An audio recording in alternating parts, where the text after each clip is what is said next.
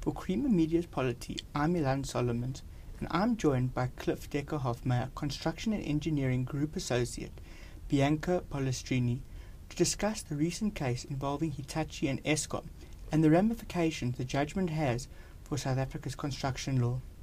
Bianca, please provide us with a bit of an understanding of this case and what the ruling means for the law. Well, I think the best thing to do is to start from the initial matter that was brought to the South Gauteng High Court.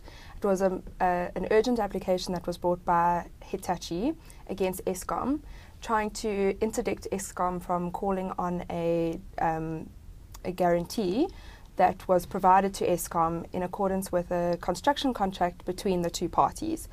The contract regulates various works to be carried out at the Medupi power station.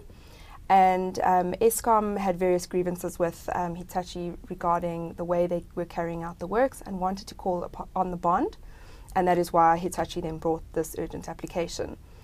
What transpired in the South Gauteng High Court is that the judge held that the interdict was granted and that Eskom could not call on the bond because they didn't provide Hitachi with any notice that they would be calling on the bond. Eskom then took this to the Supreme Court of Appeal, and the Supreme Court of Appeal handed down a judgment on the 12th of September of this year, where they overruled the South Gauteng High Court and said that in regard to an on-demand bond, no notice to the contractor is necessary. The employer in a construction contract simply needs to give notice to the bank who is providing the guarantee, whereby the bank needs to just check that the requirements in terms of the bond itself are met, and it may then honour the bond and pay out the employer.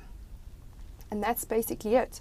The South African established law says that on-demand bonds must be paid on demand, and that notice doesn't have to be given to the contractor. The only defence to an on-demand bond is that of fraud on the part of either one of the parties. And as such, the Supreme Court of Appeal confirmed the current position in South Africa.